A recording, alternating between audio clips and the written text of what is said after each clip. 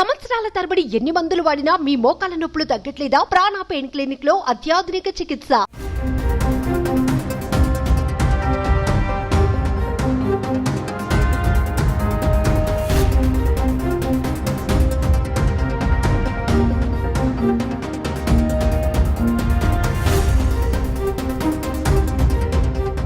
YCP MLC Duvvada Srinivas కుటుంబ వివాదంలో వెలుగులోకి వచ్చిన దివ్యల మాధురి కారు ప్రమాదానికి గురైనట్లు తెలుస్తోంది.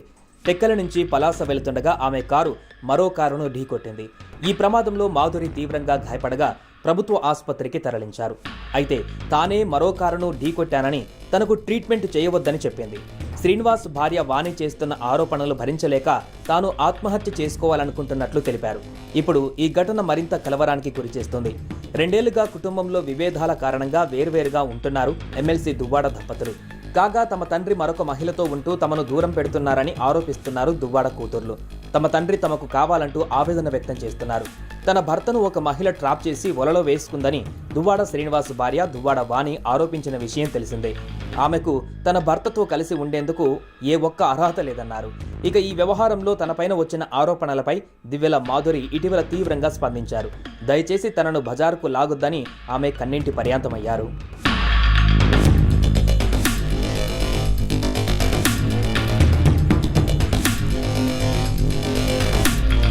వాళ్ళ ఫ్యామిలీ ఇంటర్నల్ మ్యాటర్ వాళ్ళే తేల్చుకోవాలి. నేను వాళ్ళ ఫ్యామిలీలో జోక్యం చేసుకోను. దువ్వాడ కావాలంటే తిరిగి వెళ్ళొచ్చు. నేను ఇండిపెండెంట్ మహిళను, నేను బతకగలను. దువ్వాడ శ్రీనివాస్ నాకు మార్గదర్శకుడు. నాకు దువ్వాడ శ్రీనివాస్ మద్దతుగా నిలిచారు. భర్తకు దూరంగా ఉంటున్న ఒక మహిళ సొసైటీలో అనేక సమస్యలు ఎదుర్కోవలసి వస్తుంది. అలాంటి సమస్యలు రాకుండా దువ్వాడ శ్రీనివాస్ నాకు అండగా ఉంటానని చెప్పారు. దువ్వాడ వాణి చెప్పిన మాటలు నమ్మి నన్ను బజారులోకి లాగొద్దు. నా ఫ్యామిలీని, నా పిల్లల లైఫ్ని బజారుకి లాగొద్దు. నాకు 3 ఆడపిల్లలు ఉన్నారు. వారిని పెంచి పెద్ద చేయాలి, పెళ్లిళ్ళు చేయాలి. వాళ్ళకి చాలా లైఫ్ ఉంది. ఇలాంటి వీడియోస్ వల్ల వాళ్ళు ఎంత సఫర్ అవుతారో అర్థం చేసుకోండి అంటూ ఆవేదన వ్యక్తం చేశారు. ఇప్పుడు మాధురి కారు యాక్సిడెంట్ అవడంతో ఇష్యూ మరింత జటిలంగా మారినట్లు తెలుస్తోంది. నేను అతనితో ఉంటున్నాను. అతను నాకు ఒక ఫ్రెండ్, ఒక ఫిలాసఫర్, ఒక గైడ్, అన్ని అతనే నాకు. ఎందుకంటే నేను సూసైడ్ చేసుకోవాల్సిన సిచ్యువేషన్ వచ్చినప్పుడు నువ్వు అలా ఏం చేసుకోవద్దు, నీకు నేను ఉన్నాను, నీకు ధైర్యంగా ఉంటాను, నువ్వు అధైర్య పడుకో, నాకు ధైర్యాన్ని ఇచ్చి నన్ను అతను ఒక సెక్యూర్డ్ గా ఉంచుతున్నారు.